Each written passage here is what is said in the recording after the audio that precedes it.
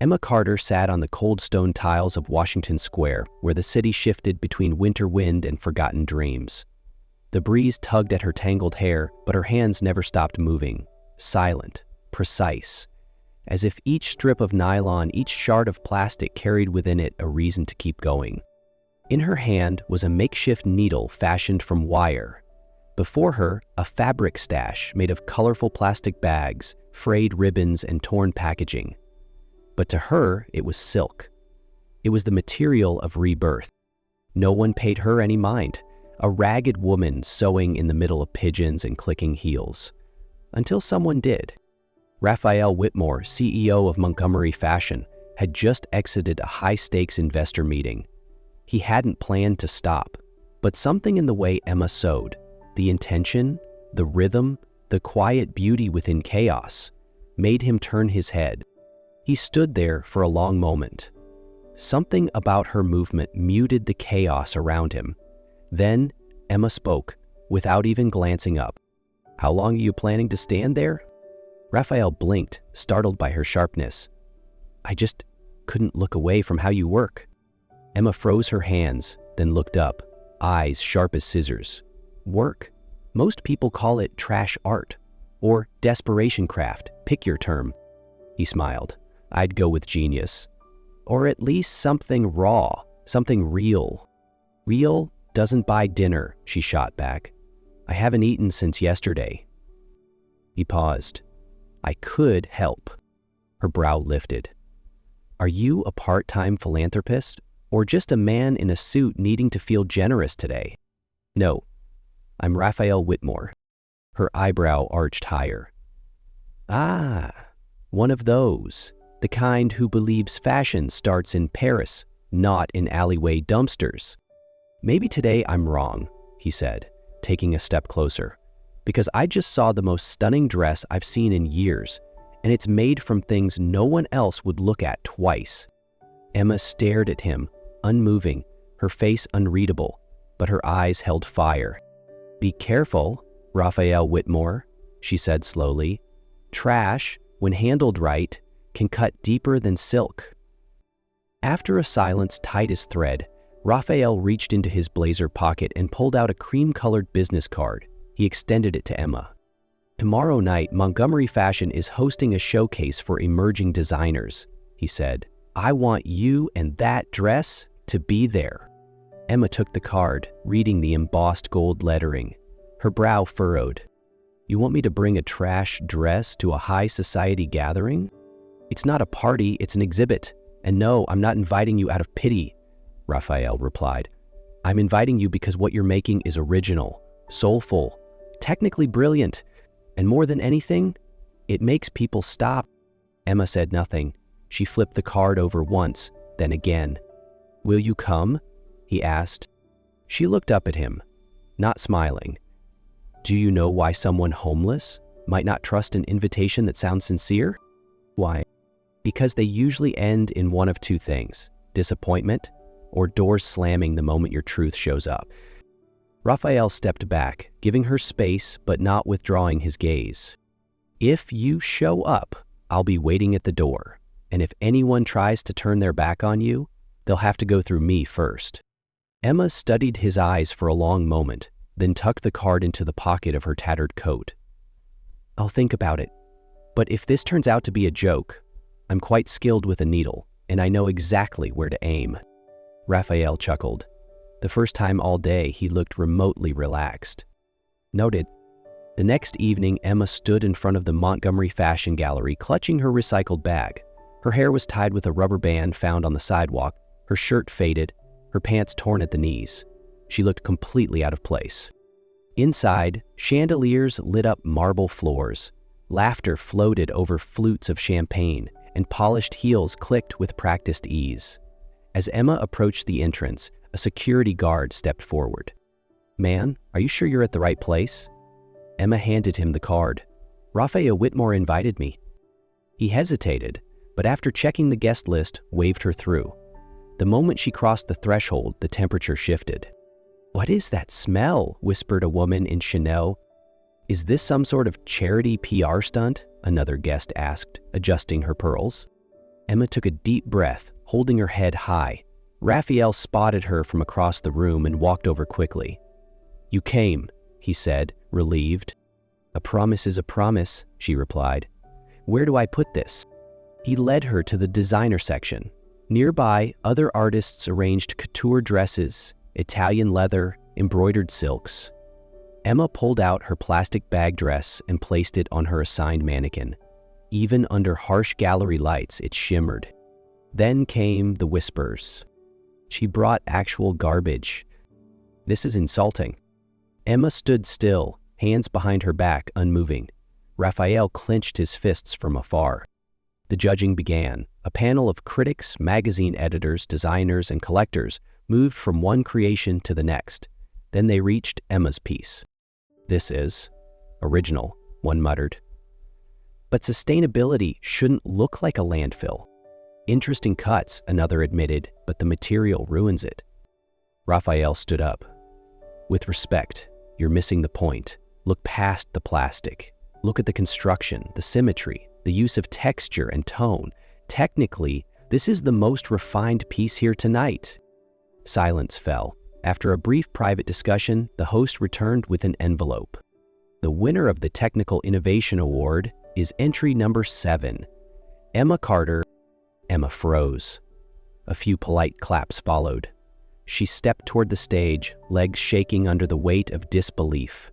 Her fingers brushed the trophy, cold, gleaming, heavy. Then the world tilted. She didn't just drop the trophy, she dropped everything she had left. In fell. Gasps echoed through the hall. Raphael jumped onto the stage and caught her. "Emma, can you hear me?" Her skin was cold, her frame feather light. "When did you last eat?" "Tuesday," she whispered. It was Friday night. In the front row, a fashion photographer stood up, eyes narrowed. He pulled a photograph from his wallet. Then he looked at Emma again. "Oh my God," he murmured. "Don't you see who this is?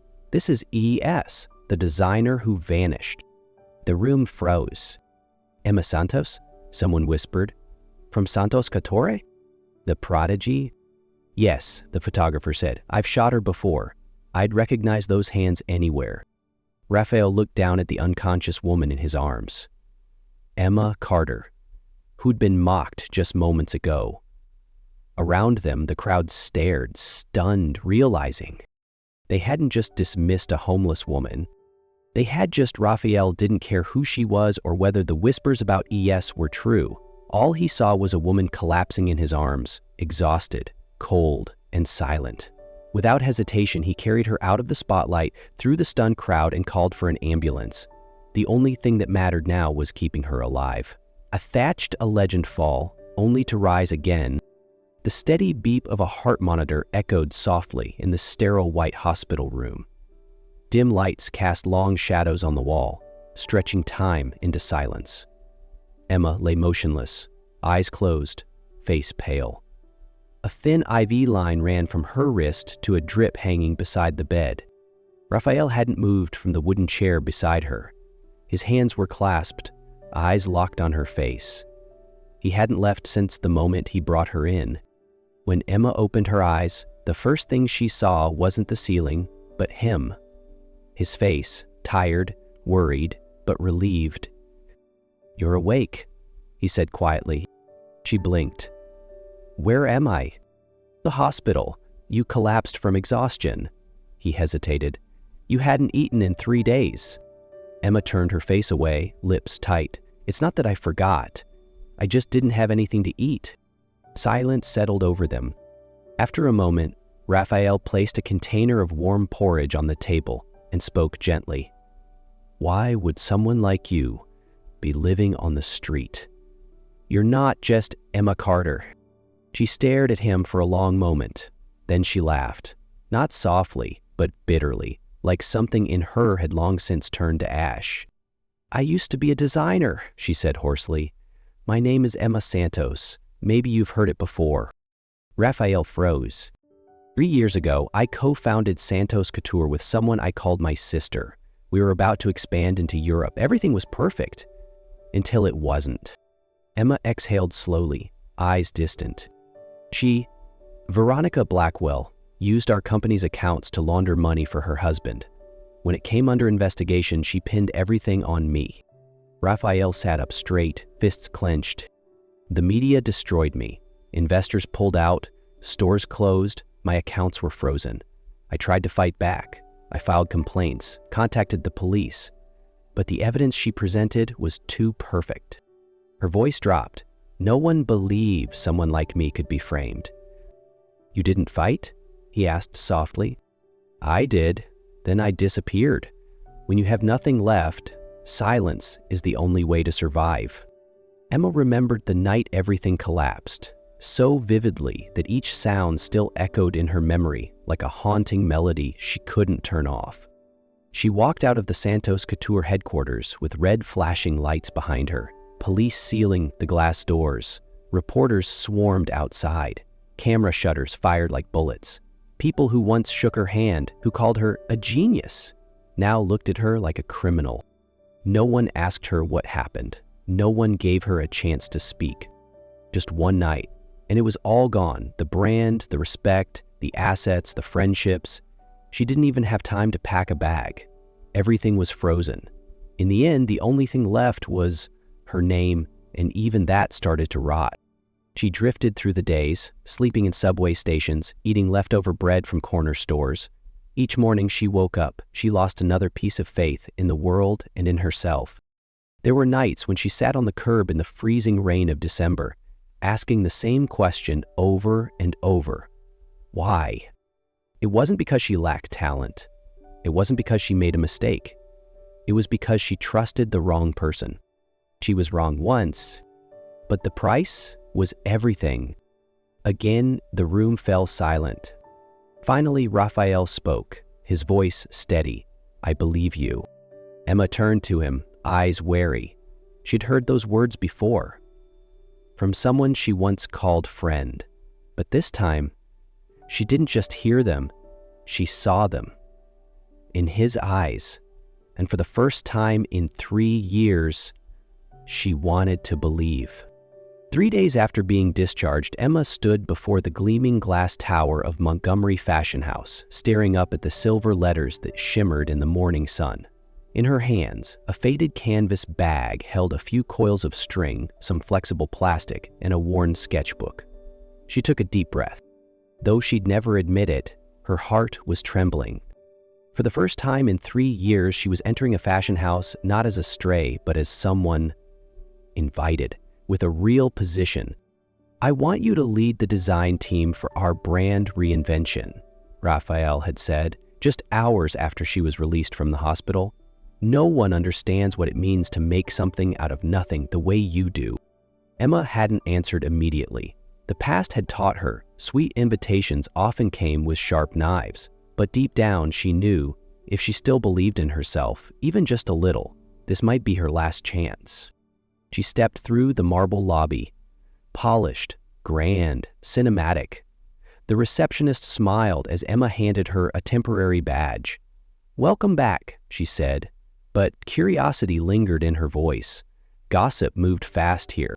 The elevator to the 16th floor, the design hub, felt like walking a tightrope. When the doors opened, the room fell into a hush. 10 designers were working at their stations, mood boards covered the walls. Some glanced up, others didn't bother hiding their surprise or their annoyance. She really showed up, whispered a platinum blonde to her neighbor. CEO pulled a homeless woman off the street and made her our team lead, another muttered, loud enough for Emma to hear. She didn't flinch. She knew disdain. She had lived in it, breathed it, worn it like a second skin. Emma walked to the one empty desk. No one had offered it to her, and calmly began unpacking her bag. Piece by piece, she laid out her materials as if they were silk from Milan. Some clear plastic sheets, a broken zipper, discarded netting from an old freezer bag. A young designer snapped her gum and called out, "So, what? Are you going to teach us how to stitch garbage?" Laughter rippled through the room. Emma looked up, steady and calm. "I'm not here to teach. I'm here to work. What you learn from that is up to you." The room stilled for a beat. Then music resumed from a speaker in the corner. Everyone returned to sketching, pretending she wasn't there. Emma didn't care. She picked up her scissors and started cutting. No silk, no fancy tools, just discarded material and precision. She didn't speak much. She arrived early, left late, every day, and by the fourth morning, everything changed. Emma stood before the main mood board and pinned up her first creation, a meticulously sketched design accompanied by a physical prototype of a cocktail dress made from translucent nylon. No seams, only folds, pins, and heat forming. Light filtered through the layers, casting ghost-like shadows that danced as the fabric moved. "This is trash," someone whispered. The head of production, known for never praising anyone, stepped forward. He looked at the sketch, then at the prototype, then at Emma. He nodded, once, quietly. Emma said nothing, but in her eyes, something had returned, like a long-buried fire, flickering its way back to life. Thursday afternoon, the golden light of sunset spilled across the 16th floor like stage lighting. Emma was finishing her 5th sketch for the Rebirth collection, the core project Raphael had entrusted her with.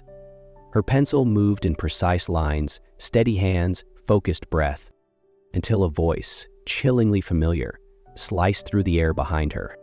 "Well, you're still bold enough to hold a pencil, I see." Emma froze, her back stiffened, as if struck by a jolt of electricity. That voice. She didn't need to turn around. Veronica Blackwell. She stood in the doorway in a cream trench coat, oversized sunglasses, blood-red lipstick. 2 assistants flanked her, holding iPads, folders, and designer bags. She looked like she'd walked straight off a luxury campaign, flawless and lethal.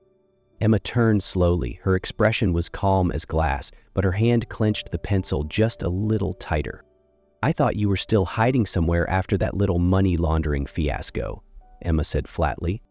Veronica laughed, a loud, fake echoing laugh. "Fiasco? Oh, darling, the world forgets fast. All you need is cash and a few timely phone calls. Your mistake, Emma, is that you still believe in justice." The room fell quiet. A few team members pretended to work, but eyes darted toward the scene. Everyone had heard enough whispers to know. This wasn't a reunion. "What are you doing here?" Emma asked. Veronica slid off her sunglasses, her eyes sharp and cold. "To say hello, and to remind you who really defines fashion in New York." Emma didn't flinch. "If you're here to threaten me, don't bother. I've already lost everything. There's nothing left for you to take." Veronica tilted her head. "Wrong. You've got something again. Reputation. And you know I'm very, very good at destroying that." She stepped closer, lowering her voice. "I hear Raphael's giving you quite the spotlight. Careful, dear. What comes easy leaves quicker." Emma met her stare. No longer the girl who once cried in silence. Now, her gaze belonged to a woman who had clawed her way out of the grave. "This time, I'm not alone, Veronica," she said quietly. "And if you try what you did before, I won't stay quiet." Veronica laughed again, more cruelly. "We'll see." Within 48 hours of Veronica's return, 3 of Montgomery Fashion's biggest clients pulled out, suspending collaboration indefinitely. "After reviewing the reputation of your creative lead, we are withdrawing from the Rebirth project. We cannot be affiliated with someone under criminal suspicion." Emma read each line, her hands trembling. She knew this was coming, but not this fast. Veronica hadn't just returned. She had returned with a plan. The next morning, Fashion Watcher ran a headline, "Fashion Fraud Makes Her Comeback?"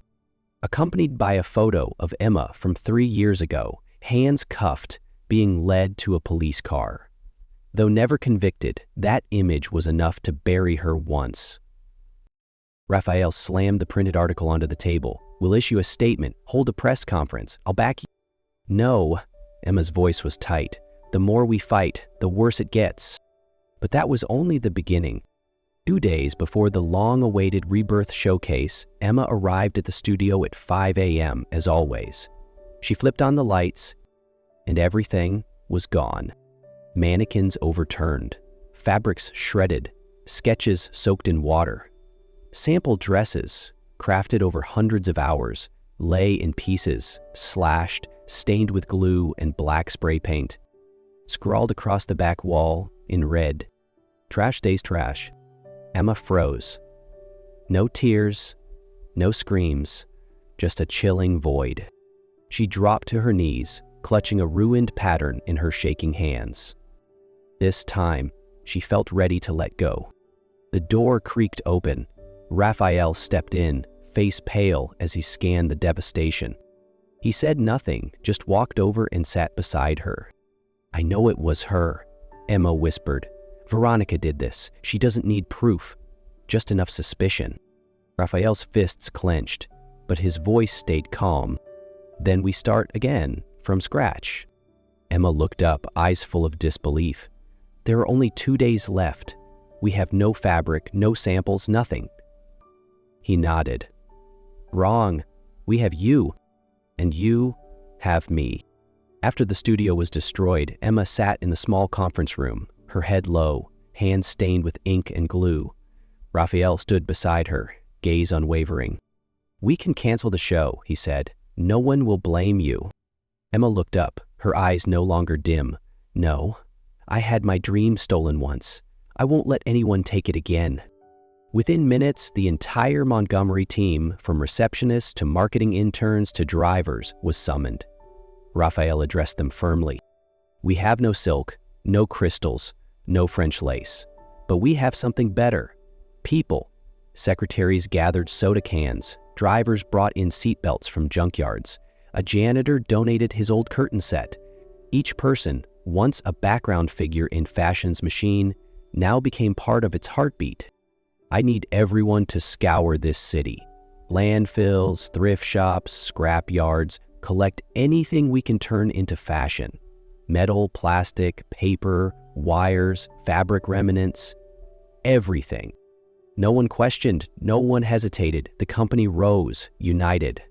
New York, that day, became a living runway for those who believed in something bigger. Second chances.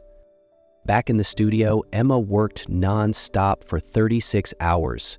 Her hands glued, cut, pinned, burned, and stitched raw materials into new life. She turned soda cans into corsets, candy wrappers into lace, garbage bags into sleek ball gowns. Her fingers trembled, but her eyes blazed. By 5 p.m., just 3 hours before the show at Lincoln Center, the collection was ready. The Lincoln Center stage shimmered under the lights. The hall was packed. Vogue editors, fashion bloggers, creative directors, supermodels, all came for one name they never expected to hear again: Emma Santos. Then the music began. Models walked with creations the world had never seen. Evening dresses crafted from heat-melded plastics, coats made from repurposed bus seat leather, shawls from decommissioned rescue parachutes. Each piece declared, "What's discarded isn't trash, it's forgotten beauty." When the final model walked out, the room rose to its feet. Lincoln Center had never seen a night like this. The lights bathed the runway in brilliance, but every eye in the room was fixed on the catwalk, where each model's step carried not fashion, but defiance. Not against trends, but against judgment. When the final piece appeared, a sweeping ball gown made from hundreds of heat-molded plastic fragments, the lights hit it just right, refracting into a living kaleidoscope. The room held its breath. And then Emma stepped out. She wore a simple white shirt and black trousers. No extravagant makeup, no diamonds, but the simplicity made her unforgettable. Then came the applause. Loud, relentless, no polite standing ovation. People surged to their feet like something inside them had burst open. Emma stood still, her fingers gently gripping the hem of her shirt, not from fear, but to hold in the tears she no longer needed to cry. From the wings, Raphael watched. His body was aching, dark circles etched under his eyes, but his gaze was full of awe. He wasn't looking at a woman who made it. He was looking at someone who'd been reborn. When Emma walked backstage, she didn't speak. She just looked at him, eyes rimmed red, and rested her head lightly on his shoulder. She whispered, "Thank you for not giving up on me." He held her close and replied, "You didn't need saving, we saved each other." The first time in 3 years, she was herself again, on the very stage that once cast her out. After the Lincoln Center show, Emma and Raphael became the center of fashion media. Praise poured in. Collaboration offers flooded their inboxes. Investors called non-stop. The name Emma Santos was no longer a scandal. It was a rebirth. Late one evening, under the soft glow of the only office lights still on, Raphael invited Emma in.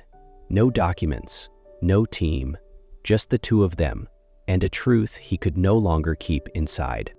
"I don't know when it started," he said. "Maybe it was when you bowed on that runway.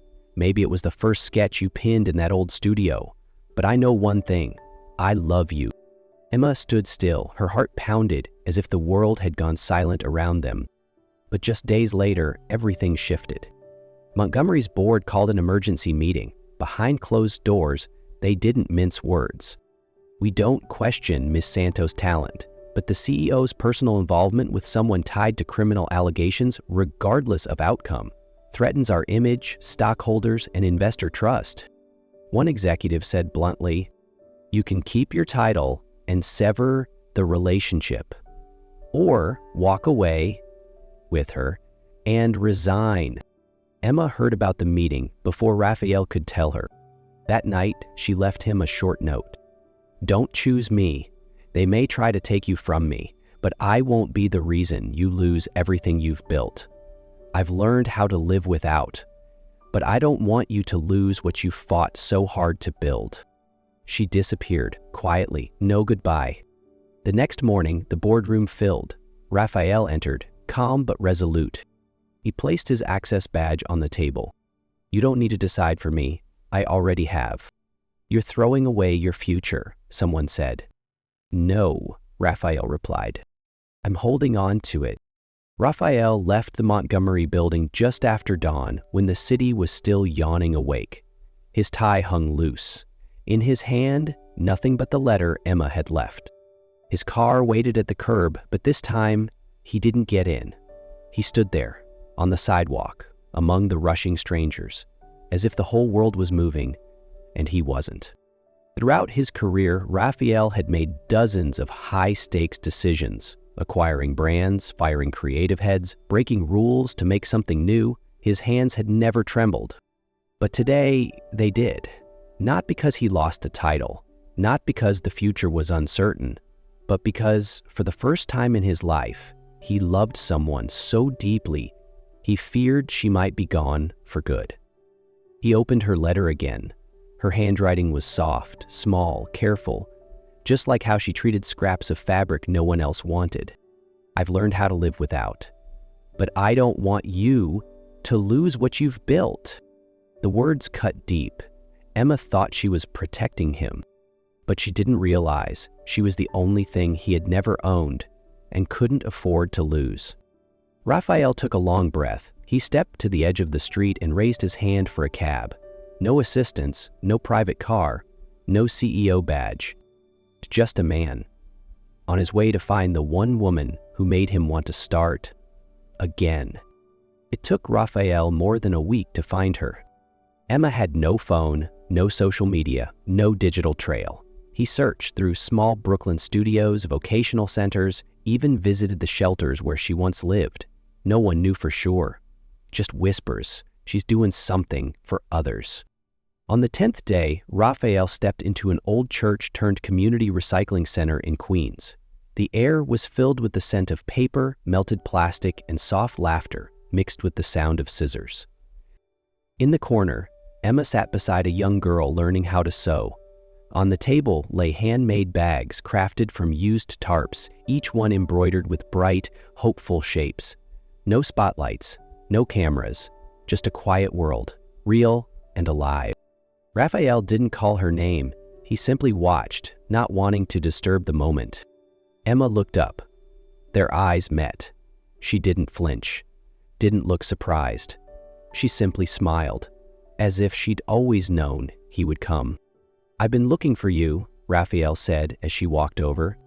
"I know," she replied softly. "I'm no longer a CEO. I'm no longer someone chasing fame." They didn't need more words. None were necessary. Months later, a small boutique named Threaded Souls opened in the Lower East Side. No flashing signs, no PR campaign, but each product was made from recycled material and wrapped by hand, just like Emma once treated broken dreams. Gently, intentionally, Raphael handled operations, Emma designed, taught homeless women how to sew. They didn't sell fashion, they sold hope. One evening, as they locked up the shop, Emma turned to him. "You regret it." Raphael looked at her, then shook his head. "I never really lived before you. Everything before this was success without a soul." And for the first time, Emma nodded. Without fear. They no longer needed the world's validation, because they had found something the world couldn't give. A life stitched back together by love. Not long after Threaded Souls began to thrive, Emma launched a project she had long dreamed of, a free fashion design program dedicated to homeless women and underprivileged children. The first class took place in the back storage room of their shop, a former garage turned humble classroom. The desks were refurbished wood scraps, the sewing machines secondhand, and the chairs rescued from sidewalks across the city. But when laughter filled the air, when scissors clicked and needles pushed through fabric like a heartbeat, no one noticed what was missing, only what was alive: light, trust, possibility. Emma didn't just teach sewing. She taught people how to see beauty in what's been discarded. She told little girls who never had a dress of their own, "You can wear what you create, and you'll shine brighter than anyone who ever laughed at you." Within months, her classes were recorded and posted online, shared under the hashtag #TrashToTreasure. No one expected the movement to catch fire. From New York to schools in Brazil, Kenya, Vietnam, the Philippines, thousands of videos surfaced. Children crafting dresses from snack wrappers, women turning scrap fabric into handbags, students hosting Trash is Treasure runway shows on rooftops and playgrounds. The media began calling Emma the seamstress of second chances. But she simply smiled and said, "I didn't change the world. I just help people remember the value of what we forget too easily." A journalist once asked Emma, "What does fashion mean to you?" She smiled, not the smile of a celebrity, but of someone who had lost enough to know the worth of simplicity. Fashion isn't what you wear to prove you're rich or trendy. It's what you wear to remember that you matter, even when you have nothing. To Emma, fashion was no longer runways or glossy spreads. It was a mother's embrace when her child wears a dress she made herself. It was the light in the eyes of a once invisible woman, now called a designer in her community. Fashion, in the end, was sharing. It was Emma using each stitch to give power to those who thought they had none. And through that, she didn't just mend fabric, she mended faith. That afternoon, Emma returned to Threaded Souls after a laughter-filled sewing class. She removed her gloves, wiped her brow, and saw Raphael waiting in the workshop corner. But something in his eyes today felt different, still, quiet, like the air before a summer storm. He didn't say a word, just handed her a small box. No velvet, no silk, just carefully folded, recycled craft paper. Emma opened it. Inside was a ring. No diamonds, no white gold, just silver, melted down from old electric cables. The stone? Pressed glass from a shattered wine glass. "You once let me help you live again," Raphael said, voice slightly trembling. "Today, I want to ask if I can help you live always. No glamour, just real." Emma didn't speak for a long time. Then she nodded. No tears, no grand declarations, just the quiet nod of a woman who's walked through fire and now sees safety in the hand reaching for hers. Months later, they launched their shared brand Eolux, a fusion of Eos, goddess of the dawn, and Lux, the light. Eolux wasn't just a recycled high fashion label. It committed 30% of profits to training underserved women and children in garment making across the globe. Their slogan, Not just worn, reborn. Ia Lux became a symbol of style, sustainability, and soul. But every light casts a shadow.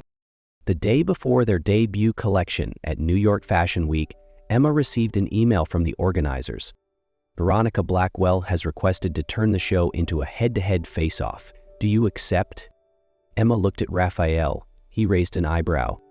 You don't have to prove anything to her, he said. Emma nodded. I know, but this time I'm not walking that runway for Veronica. I'm walking it for everyone who's ever been called trash. I want them to see the light, like I once did. She clicked accept.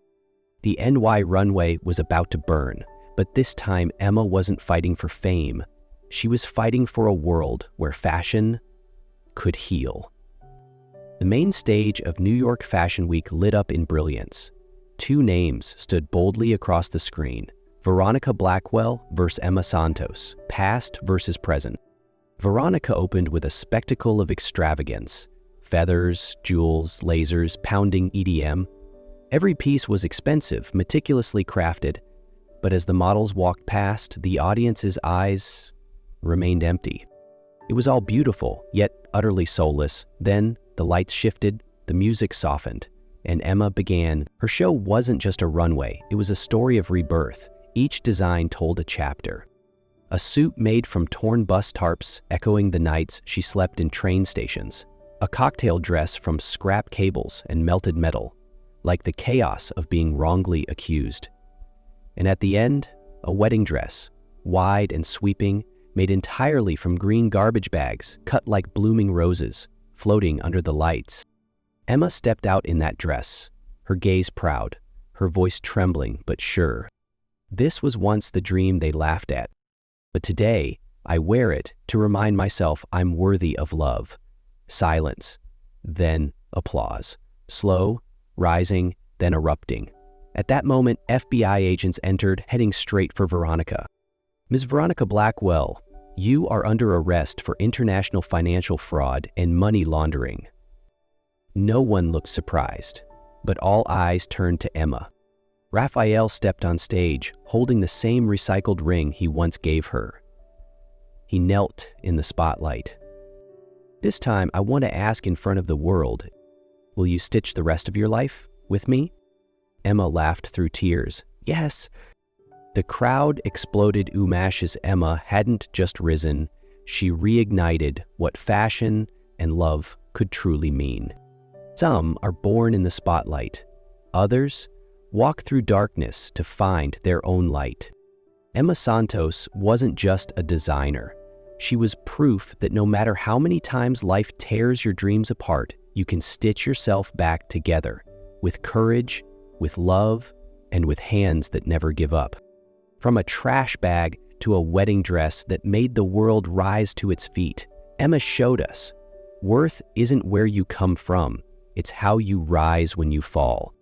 And fashion, in the end, isn't just what we wear, it's what we carry inside. A life once thrown away, now wrapped in belief.